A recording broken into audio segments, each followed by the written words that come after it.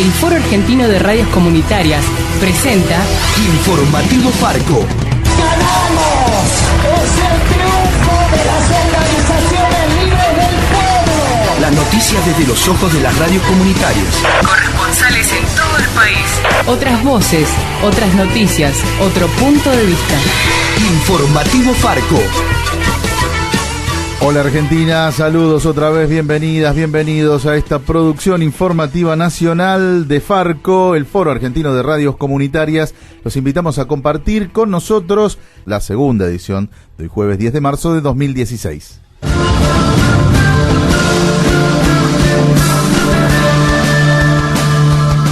El candidato a juez de la Corte, Carlos Rosenkrantz, defiende su postulación en una audiencia pública en el Senado Nacional. Recordemos que es uno de los dos abogados que el presidente Mauricio Macri designó por decreto y que pretendía poner en el máximo tribunal sin pasar por el Congreso, como lo marca la Constitución. Ante el rechazo de las distintas fuerzas políticas, el gobierno decidió enviar los pliegos tanto de Carlos Rosenkrantz como de Horacio Rosati al Senado. Escuchemos qué respondía este mediodía Rosenkrantz ante una pregunta sobre el derecho que tienen los pueblos originarios a ser consultados sobre proyectos que afecten sus territorios. La cuestión de los derechos indígenas no estaba claramente habilitada. Sin embargo, el poder de convicción que tuvo su reclamo hizo que los convencionales constituyentes del 94 diseñaran una cláusula constitucional que creo habla por sí sola.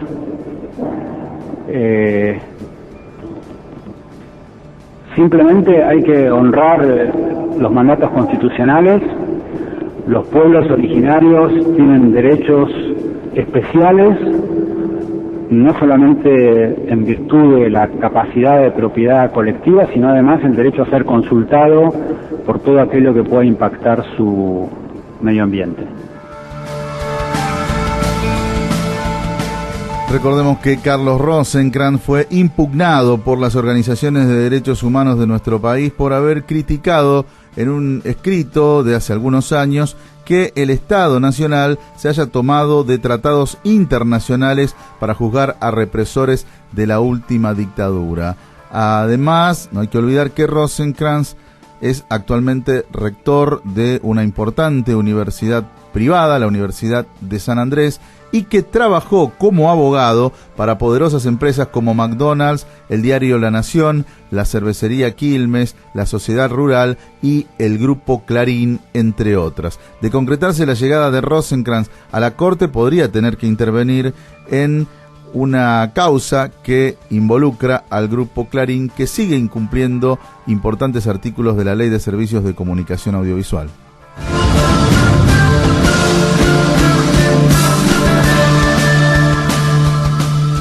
Y continúa en Quito, Ecuador, el principal encuentro de las radios comunitarias de América Latina. Se trata de la 15ª Asamblea de la Asociación Latinoamericana de Educación Radiofónica, ALER, que agrupa radios populares y redes de todo el continente. Son medios de comunicación que intentan día a día en distintos países mostrar las informaciones que ocultan las grandes empresas mediáticas y demostrar que otra comunicación es posible. En el encuentro, que comenzó el lunes y finaliza mañana, están participando representantes de nuestra red Farco y de radios de nuestro país. Uno de los temas que marca toda la asamblea es el concepto del buen vivir, un saber ancestral de los pueblos originarios que se intenta recuperar en la comunicación popular. Así explica de qué se trata Laura Cotescu, representante de FM Pocahuyo de San Martín de los Andes.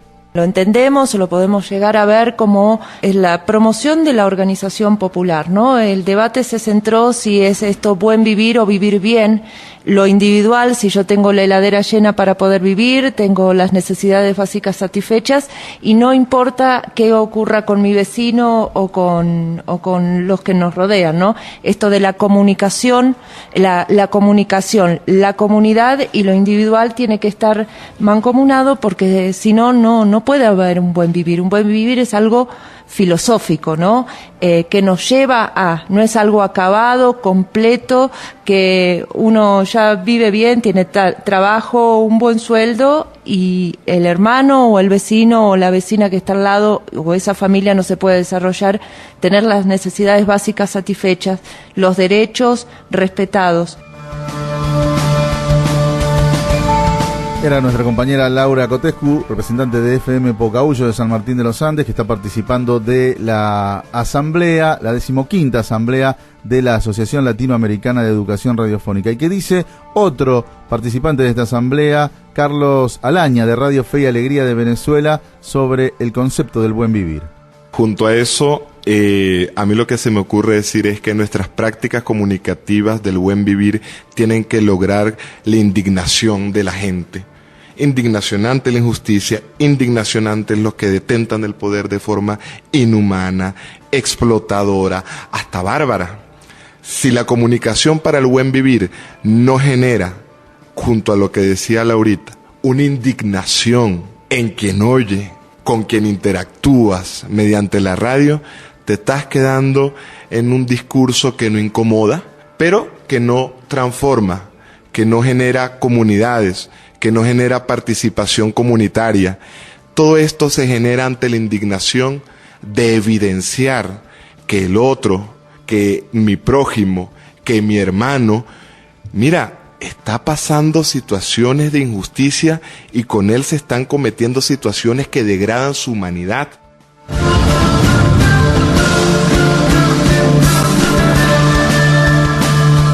El nuevo presidente de YPF será un ex ejecutivo de grandes empresas transnacionales. Se trata de Miguel Ángel Gutiérrez, que trabajó durante 20 años para la banca JP Morgan y que fue presidente de Telefónica de Argentina. Gutiérrez reemplazará a Miguel Galuccio, a quien el gobierno le pidió la renuncia luego de haber ocupado el cargo de presidente desde que el Estado recuperó el control de la petrolera nacional. Gutiérrez se suma así a la larga lista de funcionarios que provienen de empresas poderosas y que hoy ocupan altos cargos en el gobierno nacional que encabeza Mauricio Macri. Para hablar solo de funcionarios que vienen de ocupar importantes cargos en el banco norteamericano JP Morgan, se puede nombrar al ministro de Hacienda Alfonso Pratgay, al secretario de Finanzas Luis Caputo, al secretario de Política Económica Vladimir Werning y al integrante del directorio del Banco Central Demian Reidel, todos provenientes de la JP Morgan. En el sur de Santa Fe continúa la lucha de los trabajadores de la empresa Arzinc tras la decisión del grupo internacional Glencore, controlante de esta fábrica, de cerrar la planta ubicada en la localidad de Fray Luis Beltrán, dejando a más de 400 obreros en la calle. Tenemos el informe de nuestra compañera Janet Ganán desde Aire Libre, Radio Comunitaria.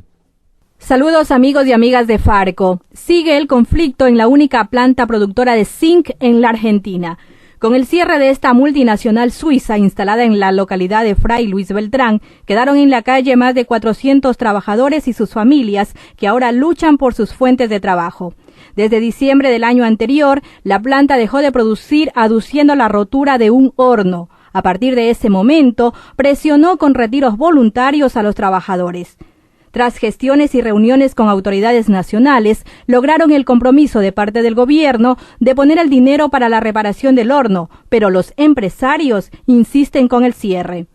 Mientras tanto, los trabajadores instalaron una carpa en las afueras de la planta y no permiten que nadie ingrese al lugar. Edgardo Tolosa, delegado del Sindicato Único de Trabajadores Químicos y Petroquímicos y trabajador despedido, cree que todo es una maniobra de los empresarios. Estamos conociendo que el gobierno nacional le levantó las retenciones de la minería, entonces por ahí en la especulación de estos ambiciosos grupos, sacar la parte de la materia prima al exterior que no tiene retenciones y trabajar afuera, en Brasil o en otro país, con mano de obra tal vez más barata de lo que le generamos nosotros acá. Entre los trabajadores perjudicados hay quienes tienen más de 40 años de antigüedad. Tolosa dice que van a insistir para no perder su trabajo. Ellos verbalmente dicen que cierran. Nosotros tomamos todas las medidas y la colaboración para llegar a lograr el ofrecimiento por parte del gobierno de la nación en la parte, digamos, de dinero para que esto no se produjera, pero ellos insisten con el cierre, así que ahora nosotros seguimos en lucha conjuntamente con el gobierno provincial para que esto no suceda, que le encontremos la forma de volver a darle el trabajo a esos 420 compañeros. La planta es la única en la Argentina productora de zinc electrolítico y ácido sulfúrico, radicada hace 60 años en el cordón industrial de la provincia de Santa Fe y desde hace una década en manos de la multinacional suiza. Reportó para Farco Janet Ganán desde Aire Libre 91.3 de Rosario.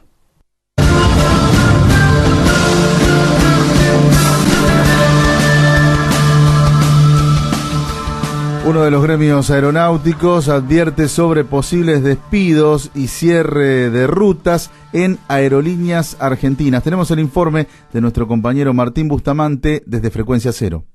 Alertan el recorte del 30% de la planta en Aerolíneas Argentinas. La Asociación Argentina de Aeronavegantes convocó una reunión informativa sobre los rumores de ajuste que se viven por estas horas en el grupo Aerolíneas Argentinas. Así lo confirmó su secretario general, Juan Pablo Brey, quien aseguró que están disfrazando la política de cielos abiertos, pero todo apunta a caída de rutas y recortes. Creemos que este es el primer paso. O sea, si empiezan a sacar destinos internacional, después no sabemos cómo puede terminar esto. Entonces, por supuesto que no queremos que eso llegue, no pensamos que lo tienen planificado para allá, pero sí que se puede desencadenar. Los sindicalistas destacaron que ya hubo reuniones entre funcionarios del gobierno y dirigentes de America Airlines para entregarle las rutas de nuestro país sin poner ni siquiera condiciones. Aerolíneas Argentinas va a 34 destinos en el país y LAN cubre solo los 11 destinos más turísticos. La empresa chilena, por ejemplo, no llega a Santa Rosa, Viedma ni Río Gallegos.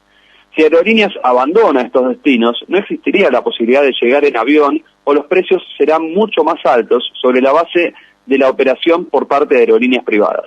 Juan Pablo Brey también contó los principales problemas que atraviesa la aerolínea en la actualidad. Se habla de 2.000 por un lado, se habla del 30% por otro, pero como todavía no nos han presentado el plan de negocio que estaban elaborando, pero todavía no nos lo han presentado, sí nos han adelantado Isela Constantini, la presidenta de la empresa, que el gobierno le da un subsidio que no llegamos a cubrir, pero el 65, el 70% de lo que necesita hoy la aerolínea. Desde la ciudad de Buenos Aires, Martín Bustamante, de Frecuencia Cero.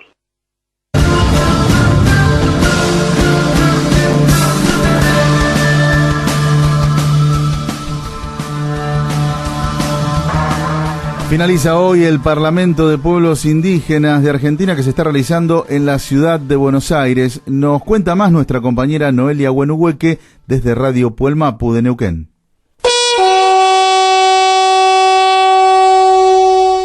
Mari Compuché. Muy buenos días, compañeros y compañeras de Farco y a toda nuestra querida audiencia. Les contamos que en Buenos Aires se está realizando el Parlamento de Pueblos Indígenas de Argentina, donde participan más de 100 referentes de pueblos originarios. Esta actividad surgió a partir de la situación que atraviesan los pueblos originarios en el contexto nacional actual. Escucharemos a Jorge Fernández, uno de los participantes, que nos cuenta más al respecto. Hubo bastante gente, más de la esperada, unas 100 personas más o menos, mucha gente venida de distintas provincias, de Santiago del Estero, de Jujuy, de Neuquén, de Tucumán, y bueno, bastante de acá de la provincia, de distintos municipios, y bueno, se generó un debate, los temas y básicamente los territoriales y bueno, la autodeterminación, ¿no? Que es lo que más se está buscando, ¿no es cierto?, en todos los pueblos, pero bueno, todavía un algo utópico, pero que falta mucha organización de parte de cada uno de nosotros, ¿no?, como pueblo, y que bueno, que este Parlamento va a tener que empezar a potenciarse regionalmente en cada provincia, o sea, acá se van a ir con trabajo para parlamentar justamente en cada provincia y que cada provincia se organice con propuestas fuertes. El tema es que si nosotros pasamos como está planteada ahora la mesa de diálogo que se oficializó, que la preside Félix Díaz, volvemos a caer en las riendas del Estado, y eso es lo que no se quiere de esto. Pero bueno, es un tema por ahí que es una posición distinta, aunque los reclamos son los mismos, ¿viste? Para hoy está previsto el cierre del Parlamento con las conclusiones de los diferentes temas que se debatieron durante la jornada de ayer. Reportó para Farco Noelia Buenuhueque y el equipo de producción audiovisual de Radio Puelmapu, la radio mapuche de Neuquén Capital. Noticias de todo el país, fotos, audios, videos, entrevistas, la producción periodística de las radios comunitarias. Agencia.farco.org.ar.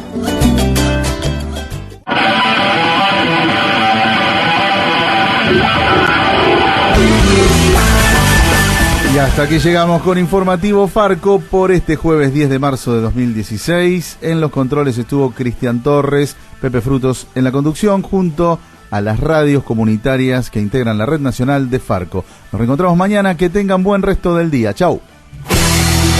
Hasta aquí presentamos Informativo Farco, una producción del Foro Argentino de Radios Comunitarias. Corresponsales en todo el país. otras voces, otras noticias, otro punto de vista.